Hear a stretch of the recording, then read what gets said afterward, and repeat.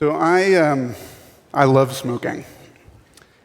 And I know I'm not alone in this. It's been part of civilization. It's been part of human existence since about 5000 BC. It's so popular, in fact, that 1 billion people do this every day. During the Industrial Revolution, the first Industrial Revolution, we created something, this icon, this white stick that we called a cigarette, and it became the most successful consumer product of all time. And that idea of burning sticks and inhaling them hasn't really changed a lot in centuries. But that's changing now, and there's kind of a revolution happening in the tobacco space. And that's something we should all be really excited about. But it's also something that we may not inherently recognize. But shifting back to the success of those products, success doesn't always come without its detriments, and clearly, in the case of smoking, that is the case. According to the CDC, smoking is the leading cause of preventable death in the United States every year. It counts for, smoking-related illnesses account for about 1 in 5 deaths annually in the US, and globally, smoking is responsible for about 5 million deaths every year. On average, people who smoke will live for about 10 years shorter than non-smokers, and those are really startling statistics. So back at Stanford, my friend Adam and I, we were studying product design, and we had this great place, this amazing place on campus called the Product Design Loft. And we got to hide out behind there, and we would smoke cigarettes, and we would look at each other, and we would ask each other why we were being quite so stupid. I mean, after all, we're smart people. What are we doing? And it's not for no reason. I mean, Stanford is a smart place. There's lots of smart people. The idea of walking around campus with a burning stick in your mouth, you're going to be judged. You're going to be stigmatized, and for good reason, because the smoking paradigm is stigmatized because it's dangerous. But it's not all bad. On the flip side of the coin, smoking is also sexy. So let's say Marilyn Monroe and her cigarette holder, or James Dean, who was cool as hell. Or just think about the presence and the intellect of Albert Einstein with his pipe, or the political aspirations of Winston Churchill that you can just tell through his personality. Smoking exudes personality. And the two things that I've just laid out are two very stigmatized, polarized camps on the smoking space. On the one side, it's a beautiful thing that connects us to our past. And on the other side, it is a dangerous drug delivery system. And for that reason, maybe smoking is the manifestation of the human condition. I mean, after all, life is both a beautiful and an intrinsically tragic thing. And smoking is both of those things as well. And that is not for us alone. This idea of luxury, of a reflection of who we are, is something that everyone should be able to access if they choose. So I want you to think about, for a second, Maslow's Hierarchy of Needs. I'm sure most of you learned about this in grade school, right? So it's a pyramid, and at the bottom of the pyramid are simple things. You need air to breathe, and you need food to eat, and you need clean drinking water, and things like that. And at the top of the pyramid are things like yachts, let's say. You don't need a yacht, but you might want a yacht. And that's not what's actually at the top, it's self-actualization, but that's besides the point. It would be easy to pin smoking, cigarettes in particular, as being something that should exist near the top of Maslow's hierarchy. Something that we choose to have, but we absolutely don't have to have. But I would argue that it exists much lower on that hierarchy. Once you have these simple goods, when you're a third world nation developing and you're following the path that most countries follow eventually. One of the first goods that winds up being imported, in fact, I would argue the quintessential luxury good that gets imported into those countries and beloved by the people that are there, are cigarettes. And why is that? I mean, those products are accessible luxury goods, and they represent choice. They are one of the first things that we get to have that we can enjoy anytime, anywhere we want. They're fairly cheap, and they give us some time to ourselves to have.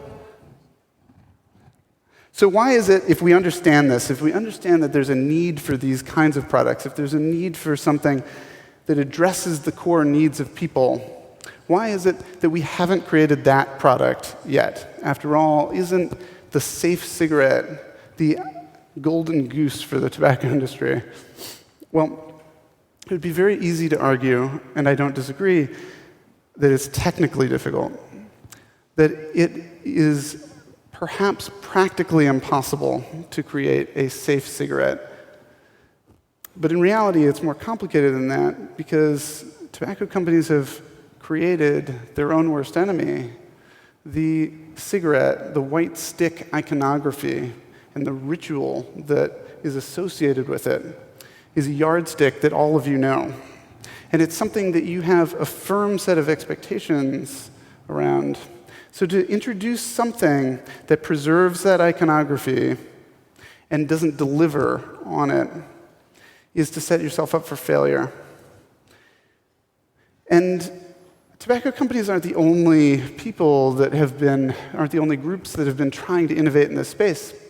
So think about pharmaceutical companies. We've got nicotine gum and lozenges and the patch and even cream that you put on your hands that has nicotine in it.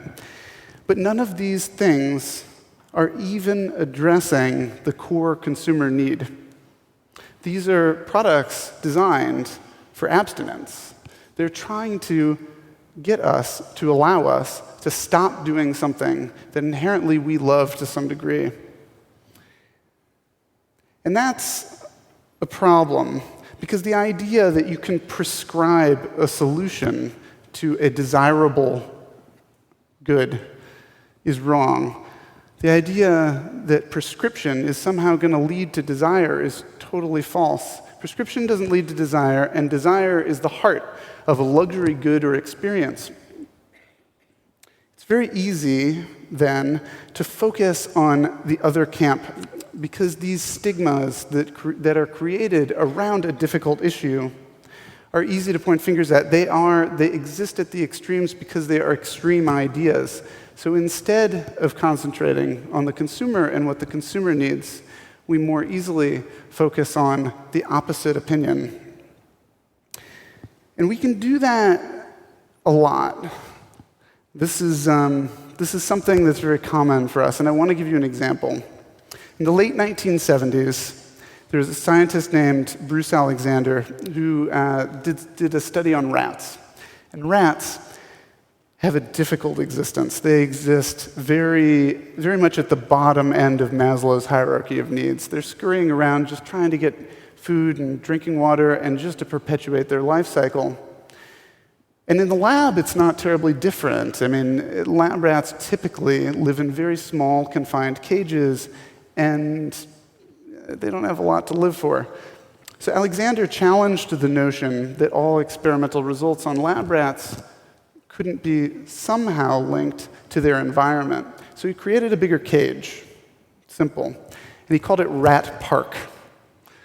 And Rat Park is exactly as it sounds. It was a utopian rat existence. The rats could kind of scurry around, and they had plenty of food and water and areas to run and nest, and they all lived together. And we knew it's well known from experimental results, not only with rats, but with apes as well, that when you give these animals what we would typically call an addictive substance, and I'll use the example of morphine, for example, that's what Alexander used. Oftentimes, the rats will dose themselves on the morphine so much that they'll actually die. But in Rat Park, something amazing happened. See, these rats, they had a little cage. They had this wonderful big cage, but in the back corner, they had this little alleyway, this dark alleyway, that only one rat could go down at a time. This was very similar in a way to the hideout that Adam and I had at Stanford, where we'd go and smoke cigarettes. But at the end of this alleyway, there were two bottles that the rats could choose from. One had clean drinking water, and the other had a morphine solution. And the little rats would take their little rat paws, and they'd choose which little rat lever they want to select. And the rats in Rat Park would just select the drinking water. You could fool the rats into drinking the morphine by adding sugar. But when you added a chemical that would block the effects of the morphine on rats, they would keep drinking it. It was, in fact, the sugar that they were after. The rats just had something better to do now. They could run around and be free with their little rat friends and not worry about getting high all the time. And this was an amazing experimental result. I mean, remember, this was the late 1970s, but it was late 1970s. In 1971, Richard Nixon had already declared the war on drugs. We had labeled drugs bad. And it appeared for the moment that stigma had triumphed over insight. Over the next 4 decades, we would incarcerate 4 times as many Americans as we ever had previously. So let me take a step back. A few years ago, I had the privilege of being a fellow at a place called the D School on Stanford's campus. We did something very simple there. We taught a concept called design thinking.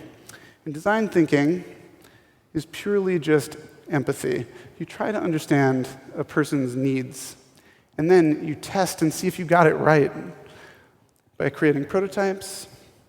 And you do that cheaply and quickly, and you do it over and over again, and you test and see if it works. And that concept, combined with the confidence to actually use it, is an amazing power. It's a very powerful tool for change.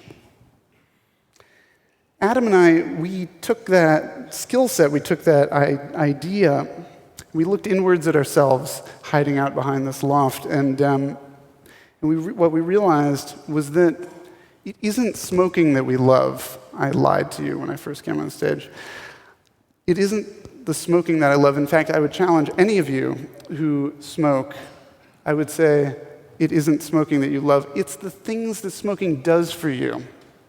It is the sharing that you have, the sharing moments, giving something to someone, receiving it from them, taking a break from your day, taking the time just to breathe, and just having a friend in your pocket. Those are the things that really matter. And when we understand that it's the heart of a consumer product or experience that we really want to get to, we can deconstruct the stigma, we can ignore the stigma, we can deconstruct the problem, and we can focus on the consumer. And what that will allow us to do is create entire new paradigms for a solution.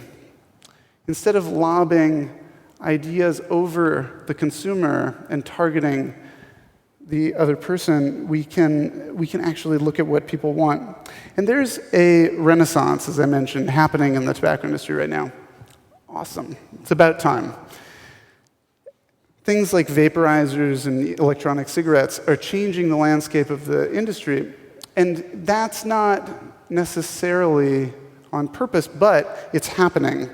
And the thing that we should note is not that these products are perfect, but because many of them by no means are perfect. In fact, electronic cigarettes in ways are almost comical interpretations of this icon that we love. But the point is that that design thinking process is being implemented, that we are going down the path of reinventing a problem that exists so broadly that we can improve the lives of 1 billion people. We should all be really excited about that. And there's a lot more coming. We can preserve both the wonder and the elegance of cigarette smoking, but we can abandon the stigma that's come before it. More so on that process, your phone, for example, I would say, is already outdated, but you're just not going to care. When you turn that thing in, you're not going to care, because somewhere, probably in California, some kid has already invented the next thing that you're going to care about. Let's say it's that your phone calls Santa Claus, and Santa grants wishes much better than Siri. You will be really happy to turn that phone in. There's always going to be a desire to return to this idea of stigma, of labeling the opposite side, of creating a more extreme version of a conversation. But if we understand that there is no end to the future, there is no perfect existence, then we can take one step further and we can acknowledge that there's also no end to the need for design thinking. There's no end to the need for empathy.